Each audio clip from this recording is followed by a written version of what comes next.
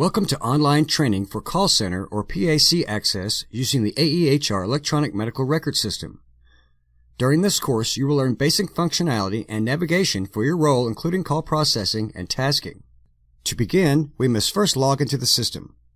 Click inside the login field and enter your LinkBlue ID. Next, enter your LinkBlue password and hit New Session. Do not use the last session or option buttons. By default, you will begin in the call processing screen. The first thing to point out is the importance of logging off or locking your AEHR session whenever you walk away or are no longer using your computer.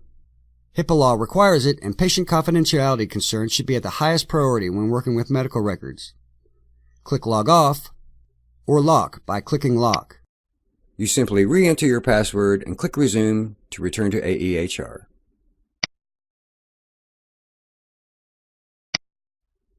Now, let's talk about some of the main areas in the call processing screen. On the left is the vertical toolbar. This shows the different sections of AEHR. The items in this menu determine what tabs are available in the horizontal toolbar, where each tab is a subsection of the section selected in the vertical toolbar. These tabs change depending on what section you have selected. The patient banner appears across the top of every screen in AEHR. It contains basic information about the selected patient. The basic demographic information and the appointment comes across from our registration system, APM. Since we do not have a selected patient yet, it is empty. The status bar appears at the bottom of the screen. It identifies the username and site for the user that is logged in. It also includes the selected encounter or the appointment date and type. The clinical toolbar is where information is added to the patient's chart. When not incorporated in another section of AEHR, like the clinical desktop or note, it will be in a floating state.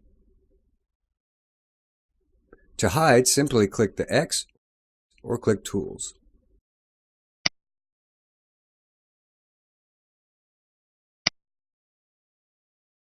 You will not need the clinical toolbar for most of your work, so we will hide it. To search for a patient, click the Select Patient button in the patient banner or in the call processing section. It is possible to search for a patient by name, date of birth, medical record number, phone number, or social security number. We are searching by name. When searching by patient name, you can include a full or partial last name, or include an optional full or partial first name. If searching by medical record number, you must enter the entire medical record number, which will be 9 digits. Enter the name into the search box. Click Search and select the correct patient, then click OK. Notice that the patient we selected is now the patient in context, and their information is populated in the patient banner. Now, let's talk about tasking. Tasking is clinically relevant messaging. It is similar to a combination between email and to-do lists. It is used as a way to request information or request that someone perform an action. Tasks should be about a patient and are part of the patient's legal record, so it is best to use tasking rather than other forms of communication when dealing with patient care so that a record is produced. Tasking will replace emails, SharePoint sites, sticky notes, verbal messages, etc. Every user with access to AEHR, except users with view-only access, will be using tasking. So, tasking can be used to communicate with other providers, clinical staff, billing staff, checkout staff, call center staff, and others. Click Task on the vertical toolbar. It may be necessary for you to personalize the routing options when you first get access. The system automatically defaults this to Team, when you may wish it to be User. Click Personalize in the upper right-hand corner of the tasking screen. It is possible to set the defaults for tasking here. Click the User Radio button. Then click OK. To send a new task, you must first make sure that the patient you wish to send a task about is the patient in context. To create a new task, click New. The patient in context appears as the patient who the task is concerning. Tasks may be assigned to users or to teams. Teams are groups of users determined by clinic management that all work on similar types of tasks. For instance, a clinic may choose to have a medication refill team that handles all medication refills for the clinic. Then, if a task is assigned to a team, there is always someone available to complete the task. Search for teams and users both by using the User Radio button. Click Search to search for a user to assign a task to. In the live system, users will search for other users by last name. Type the name of the user using last name first. Click Search or hit the Enter key. Click the desired user and click OK. Click the drop-down for the task. There are many types of tasks that can be created. Providers may receive tasks for overbook requests, paperwork questions, billing questions, patient callbacks, and many other reasons. Select the task type from the Task drop-down menu. There are 3 task priorities to select from. Routine tasks need to be done soon, ASAP tasks need to be done sooner, and urgent tasks need to be done now. The amount of time a user gets to complete a task before it becomes overdue is based on both the priority and the task type. For example, a routine callback task gets 7 days, an ASAP callback task gets 2 days, and an urgent callback task gets 6 hours. But a medication renewal request task is overdue as soon as it is created, regardless of the priority selected. The overdue date and time for a task can be viewed from the bottom of the task detail window. Type the message you wish to send in the comment box. Users can create notify tasks that have the system send them a task to let them know when a task is either completed or becomes overdue by checking the appropriate checkbox at the bottom of the task detail window. Note that it is not a good idea for you to create notify tasks for every task that you create. If you do, then you will receive large numbers of notify tasks, which will keep you from seeing the tasks that you actually need to do something with.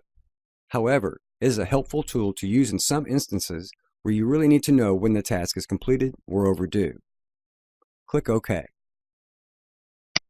Let's review the task list screen. The different available views of the task list include My Active Tasks, which displays tasks that are not yet completed and assigned to you. This is similar to your email inbox. Current Patient Active displays tasks regarding the patient that is currently in context that are not yet completed. The tasks displayed in this view may or may not be assigned to you, as it displays all of the active tasks about the patient in context. Current Patient All displays all tasks regarding the patient that is currently in context, including completed tasks. This is the only place where completed tasks can be viewed. Other views will be available in the live system depending on what views were selected by your individual clinic. The different columns in the task list screen include P for priority, which will display the priority of the task. ASAP task will display a yellow triangle. Urgent tasks display a red circle, and routine tasks do not display anything in this column. D is for delegated. This column displays a Y if the task is delegated to a user by the system. This is used in instances such as mailing result letters. Providers may elect to have lab results mailed to the patient, but the provider does not indicate who needs to mail the letter. When they do so, the system will automatically delegate a mail a result letter task to the appropriate clinical staff person to complete. Task is the type of task selected. The patient's name, the person or team who the task is assigned to. Created by is either the name of the person who created the task or system if the task is system generated. You may receive system generated tasks if you forget to sign a note or if you forget to submit your final charges. Created on is the date and time that the task was created. Status shows the status of the task, active, in progress, or completed. Completed tasks do not display in the My Active Tasks view. ID is a system-generated ID number that can be ignored by users. The Due column will show a red sad face if the task is overdue. Otherwise, the column is blank. And MRN displays the patient's medical record number. Single-click a task to view it. If the task was created by a person, information regarding the task will display under Comments. To reply to a task, click the Reply button in the lower right-hand corner of the tasking window. Replying to a task reassigns the task to the person that sent it to you. The task will no longer appear in your My Active Tasks list once it has been replied to. In the Comments section, type your message and click OK.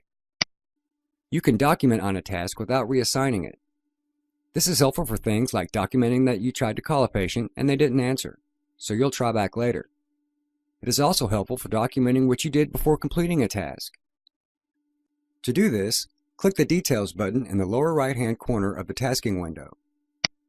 Add your comment and click OK.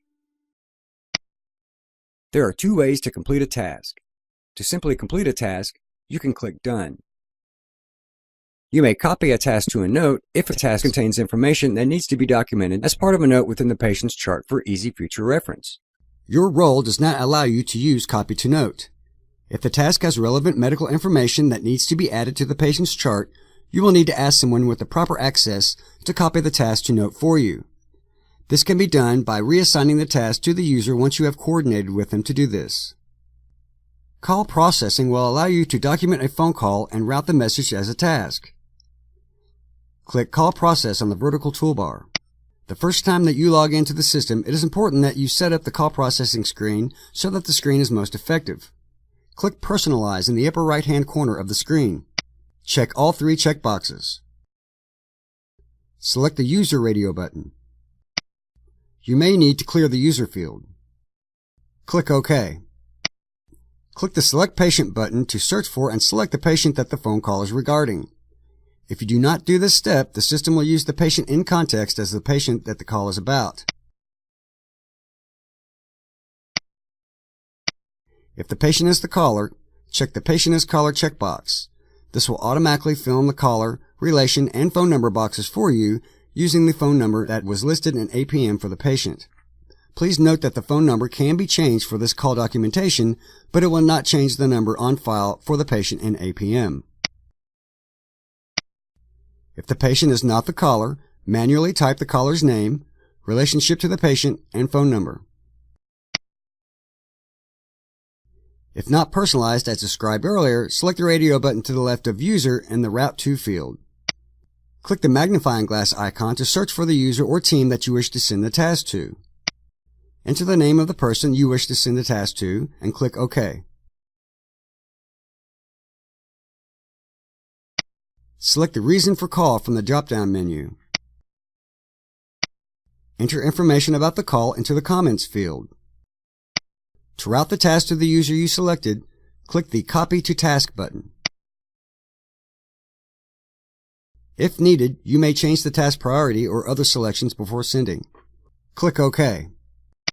This completes online training for call center or PAC users using AEHR. If you have any questions, contact the UK Healthcare Service Desk at 323-8586.